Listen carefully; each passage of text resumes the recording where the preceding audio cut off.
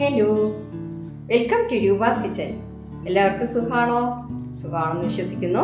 അപ്പോൾ ഞാനിവിടെ നല്ലൊരു റെസിപ്പി ആയിട്ടാണ് വന്നിട്ടുള്ളത്. അതെന്തെന്ന് വെച്ചാൽ ഇരുമ്പൻ പുളി ഉണ്ടല്ലോ, നമ്മുടെ പുളിഞ്ചിക്കാന്ന് പറയും, ഇവിടെ തിരുവനന്തപുരത്ത് അങ്ങനെ പറയും. അപ്പോൾ അതുകൊണ്ടിട്ട് നല്ലൊരു ചമ്മന്തിയാണ് ഉണ്ടാക്കാൻ പോകുന്നത്. വളരെ ഈസിയാണ്. പിന്നെ ഒരു കട്ട ചമ്മന്തിയാണ്. അപ്പോൾ അത് വന്നിട്ട് നമ്മുടെ ചോറിൻ്റെ കൂടെയൊക്കെ മിക്സ് ചെയ്ത് കഴിക്കാൻ നല്ല ടേസ്റ്റ് ആയിരിക്കും. അതുപോലെ ഇഡ്ഡലി, ദോശ എല്ലാത്തിൻ്റെ കൂടെയും കഴിക്കാൻ നല്ലതാണ്. അപ്പോൾ ഈ ഇരുമ്പൻ പുളിയുടെ വീഡിയോ വന്നിട്ട് ഞാൻ നേരത്തെ അച്ചാറൊക്കെ ഉണ്ടാക്കിയിട്ട് ഞാൻ ആ വീഡിയോ അപ്ലോഡ് ചെയ്തിട്ടുണ്ട്. അതൊന്ന് എടുത്ത് നോക്കണം. അത് നല്ല ടേസ്റ്റായിരുന്നു കേട്ടോ. അപ്പോൾ ഇത് വന്നിട്ട് നമുക്ക് പെട്ടെന്ന് തന്നെ ചെയ്തെടുക്കാം. പിന്നെ ഈ പുളിഞ്ചിക്ക്, അതായത് ഇരുമ്പൻ പുളിയുടെ പുളി നോക്കിയിട്ട് വേണം നിങ്ങൾ ചേർക്കാനായിട്ട്. അപ്പം ഞാൻ 3 ചേർക്കുന്നുണ്ട്, അതിൻ്റെ പുളി അനുസരിച്ച്. അപ്പോൾ നിങ്ങൾക്ക് ഭയങ്കര പുളിയാണെന്നുണ്ടെങ്കിൽ കുറച്ച് ചേർക്കാം. അഥവാ ഇപ്പം നമ്മൾ ഉണ്ടാക്കി കഴിഞ്ഞിട്ട് അതിന് പുളി കൂടുതലാണെങ്കിൽ ശകലം തേങ്ങയും കൂടെ ചേർത്തിട്ട് കുറച്ച് ഒരു പച്ചമുളകും കൂടെ വെച്ചിട്ട് അരച്ചാൽ മതി. അപ്പോൾ അതിൻ്റെ പുളി അങ്ങ് ബാലൻസ് ചെയ്ത് പോകും. ഓക്കെ, അപ്പോൾ നല്ല ടേസ്റ്റാണിത്. ഇവിടെ മിക്ക വീടുകളിലും നമുക്ക് സുലഭമായിട്ട് കിട്ടുന്നതാണ് നമ്മുടെ നാട്ടിൽ, അല്ലേ? അതായത് ഇതിൻ്റെ ഈ ഒരു ചെറിയ ഒരു മരം എല്ലായിടത്തും കാണും. അതിൽ ശരിക്കും അത് കാക്കുകയും ചെയ്യും. പിന്നെ അതുപോലെ അത് കിട്ടാത്തവരുണ്ടെങ്കിൽ നമ്മുടെ മാർക്കറ്റിൽ പോകുമ്പോഴേ, മാർക്കറ്റിലെ ഈ നമ്മുടെ നാട്ടുമ്പുറത്തൊക്കെ ലേഡീസ് കൊണ്ട് വെച്ച് ചീര, കപ്പയൊക്കെ കൊണ്ട് വിൽക്കാൻ വരുമല്ലോ, അവരെ കയ്യിലും ഇത് കാണും. അപ്പോൾ അങ്ങനെ വാങ്ങി നമുക്ക് ചെയ്യാം. ഈ സാമ്പാറിൽ ചേർക്കാം, പുളിക്ക് പകരം അങ്ങനെയൊക്കെ ചേർക്കാം. നല്ല ഗുണമുള്ളതാണ്. കൊളസ്ട്രോളൊക്കെ വളരെ നല്ലതാണ്. അതൊക്കെ എല്ലാവർക്കും അറിയാമല്ലോ. ഓക്കെ, അപ്പോൾ അതെങ്ങനെ ചെയ്യണമെന്നാണ് നമുക്ക് കിച്ചണിലോട്ട് പോയി നോക്കാം. അപ്പോൾ നമ്മുടെ ഈസി ആയിട്ടുള്ള ഇരുമ്പൻ പുളി കൊണ്ടുള്ള ചമ്മന്തി, അതായത് പുളിഞ്ചിക്ക കൊണ്ടുള്ള ചമ്മന്തി ഉണ്ടാക്കാനായിട്ട് ഞാൻ 1 കപ്പ് തേങ്ങ ഇതിലെടുത്തിട്ടുണ്ട്. ഇനിയിപ്പോൾ ഞാനിതിൽ ഒരു 3 പുളിഞ്ചിക്ക, അതായത് ഇരുമ്പൻ പുളി, അതിങ്ങനെ എടുത്തിട്ടുണ്ട്. പിന്നെ 2 പച്ചമുളക്, ചെറുതായതുകൊണ്ട് 2 പച്ചമുളക്. കുറച്ച് വലുതാണ്, എരിവ് കൂടുതലാണെന്നുണ്ടെങ്കിൽ ഒരു 1.5 മതി കേട്ടോ. അപ്പോൾ അത് പിന്നെ വന്നിട്ട് ഒരു 4 ചെറിയ ഉള്ളി അതെടുത്തിട്ടുണ്ട്. പിന്നെ ഒരു കഷ്ണം ഇഞ്ചി, അത്.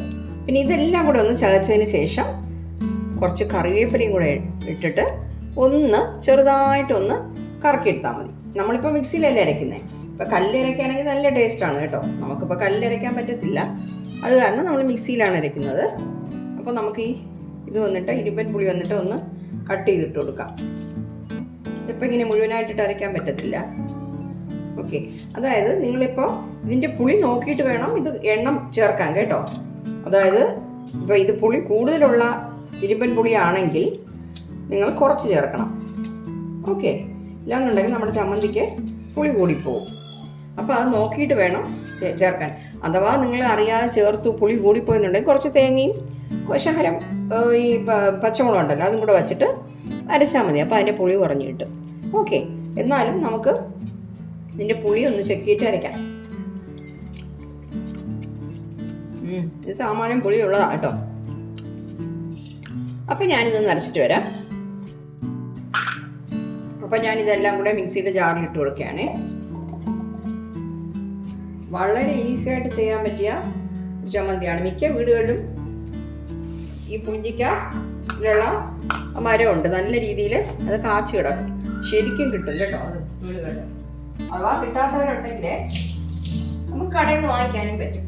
അപ്പോൾ ഇതിൻ്റെ കൂടെ ഉപ്പ് ചേർക്കണം. അതായത് മാർക്കറ്റൊക്കെ നമ്മൾ പോകുമ്പോഴേ നാട്ടുപുറത്തുനിന്ന് പിന്നെ ഈ സ്ത്രീകൾ അവിടുത്തെ വാഴക്കൊമ്പ്, വാഴത്തടയൊക്കെ വെച്ചിരിക്കുമല്ലോ, കാന്താരി മുളകൊക്കെ, അവരുടെ കയ്യിൽ ഈ പുളിഞ്ചിക്കയൊക്കെ ഇടയ്ക്കിടയ്ക്ക് കിട്ടും. പിന്നെ ഇത് കാന്താരി മുളക് കൊണ്ടാണ് നിങ്ങൾ അരയ്ക്കുന്നതെങ്കിൽ അത് ഇച്ചിരി കൂടി നല്ല ടേസ്റ്റ് ആയിരിക്കും കേട്ടോ. അപ്പം ഞാനിതൊന്ന് ചതച്ചിട്ട് വരാം. ഓക്കെ, അപ്പോൾ കണ്ടോ, ഞാൻ ആ പുളിഞ്ചിക്ക, അതായത് ഇരുമ്പൻ പുളി കൊണ്ടുള്ള ചമ്മന്തി അരച്ചെടുത്തിട്ടുണ്ട്. ഞാനിതിന് വെള്ളം ഒന്നും ചേർത്തിട്ടില്ല കേട്ടോ. ആ കൊച്ചുള്ളിയിലും ആ പുളിഞ്ചിക്കയിലും ഉള്ള ജലാംശം കൊണ്ടാണ് അരച്ചെടുത്തത്. വെള്ളം തീരെ ചേർത്ത്, അത് മാത്രം ഞാൻ നേരത്തെ പറഞ്ഞ പോലെ തരി, അതായത് ഇങ്ങനെ ശരിക്കും നല്ല രീതിയിൽ അരച്ചിട്ടില്ല. ഇങ്ങനെ ഒരുമാതിരി തുരുതുരാന്നാണ് അരച്ചെടുത്തത്. ഇതാണ് എനിക്ക് കുറച്ചുകൂടി നല്ല ടേസ്റ്റായിട്ട് തോന്നുന്നത്. ഇതിപ്പോൾ നമ്മൾ ചൂട് ചോറിൻ്റെ കൂടെയൊക്കെ ഇട്ട് കഴിക്കുമ്പോഴേ നല്ല ടേസ്റ്റായിരിക്കും കേട്ടോ. അപ്പോൾ എല്ലാവരും ഇതൊന്ന് ട്രൈ ചെയ്ത് നോക്കണേ.